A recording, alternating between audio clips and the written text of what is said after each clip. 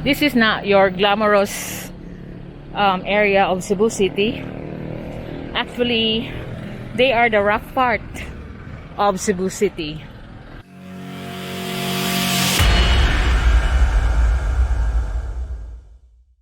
Unfortunately, you're not allowed to go into the Cebu Museum because they want you to have an appointment online, which is serves no purpose. So I don't advise you to visit our Cebu Museum right now because they want you to book online and have all the protocols. So better that you visit here when it's back to normal. We will just continue on our tour here in MG Cuenco Avenue or Martires area. Because I have to repeat it because that MG Cuenco Avenue is now the modern name for this place, and all the old Cebuanos that already migrated to the United States has known this area as Martires.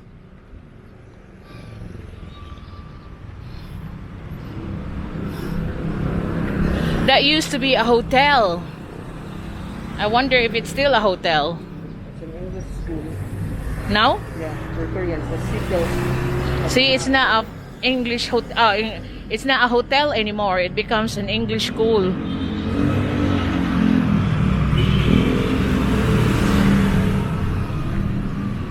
Center for Premier Language Studies. Because I could remember this is a hotel.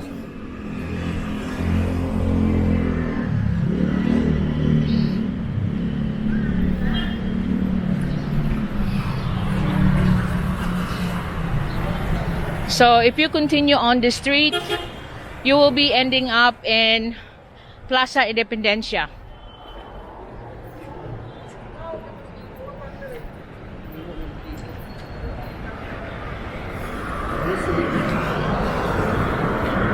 That's from the Villa Gonzalo. I used to live there. Really? Because he said he lives there before as well. Dito na ako ang Balangas. Lupa na like ko. He's been living around the city.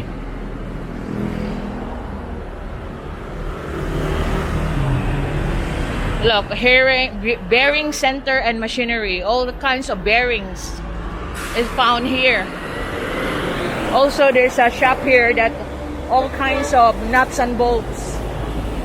Here, Cebu Bolt Center. Unfortunately, it's closed for lunch. Open at 2 o'clock. That's the typical Chinese business. And this is the Federal North Hardware here on this building on the left. And that crossing that you look at there, that's T. Padilla Street. Barangay T. Padilla, which is going to Colon. Yeah, okay. So we will take you there on Barangay T. Padilla from here. Going to the back of UB.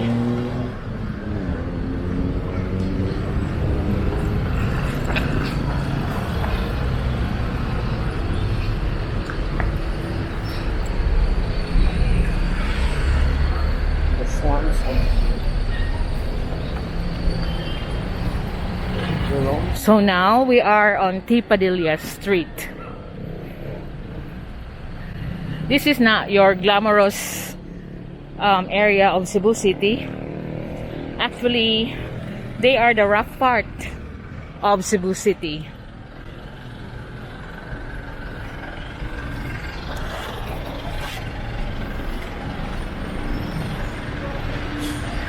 Dali ka dong.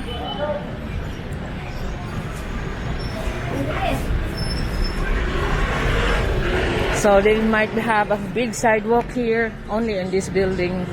But you see that behind all this,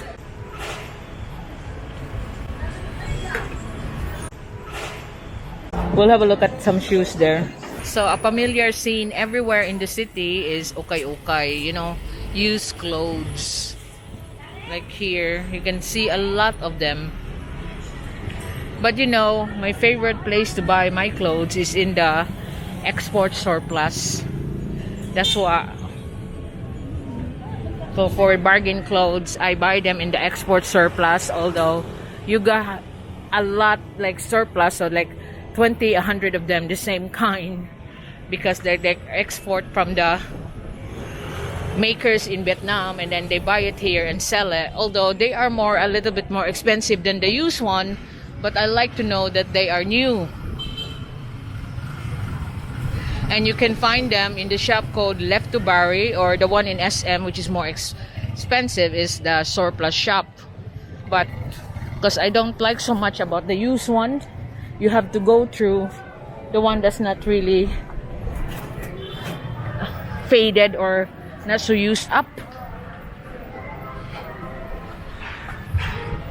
So look at all the communities that's inside here. Like I said, this is not the glamorous side of the city. This is a junk shop where they sell the plastic and cartons and tin cans. That's wholesaler of school and office supplies, lumber. But you see, it's not the glamorous side of the city. We are still far away from Colon Street. And it's quite noisy. But some of the items that they sell here, especially parts and hardware supply, are actually cheaper than most hardware there in downtown. So that's the T. Padilla Public Market there. So we are here right now on Bonifacio Street, Cebu City. This is one of the streets that it's not frequented by most bloggers, of course, because they are just like the what they call afraid to come here because of some notoriety in the past. But we will take you along this street. This will connect you to Mabini, and then Mabini Street, and then you're gonna be taking you to Colon. And you can see a lot of dilapidated buildings, dilapidated house around here, but they are still part of the city. Here you got Stephen Stanley building, all rotted out. And that's Mabini Street there. You know, the Cebuanos that knows Mabini is the USP Mabini. We will be going there. There. Mabini.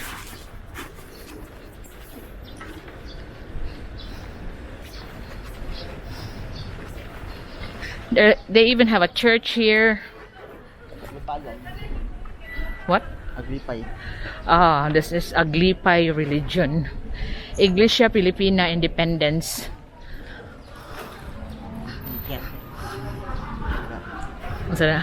Independiente. Philippine Independent Church, or the Agripay. But they have their own congregation, although they are still Catholic. Chanika Hardware.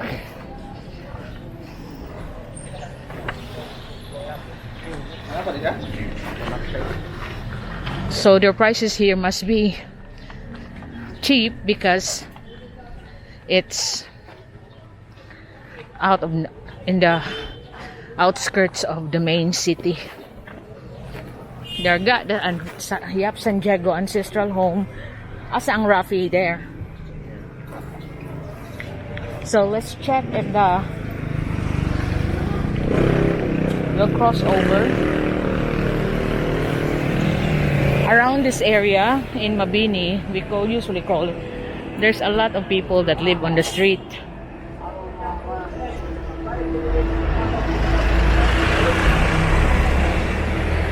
But I know there is a house there, housing or like institution that housed them by the wife of the mayor, the Children of Cebu Task Force, and the adults are in a different place, but they still love to live on the street.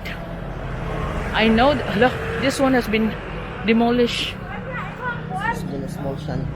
Yeah, loads of shanties there before.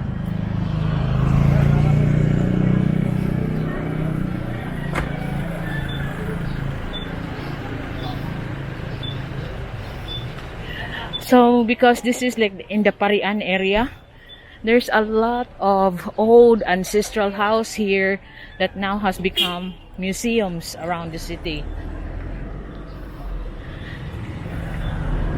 This is Casa Gordo's new branch. This is the Ramon Aboites Foundation.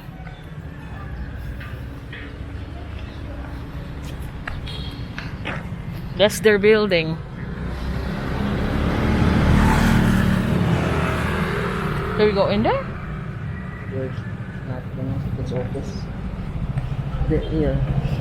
This is the Casa Gordo. Yeah. I have a full tour video here in Casa Gordo before its extension, so you can check it out just in case we won't be able to get in this time.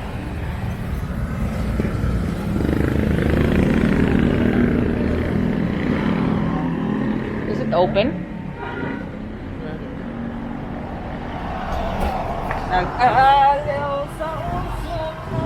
Is it open? Abli chip? They are not open. Dili. Schedule. So, to see the Casa Gordo, you have to check out my video. There's a full tour of Casa Gordo before its extension. Anyway, the extension is not open. This is the Ramon Aboites Building Foundation.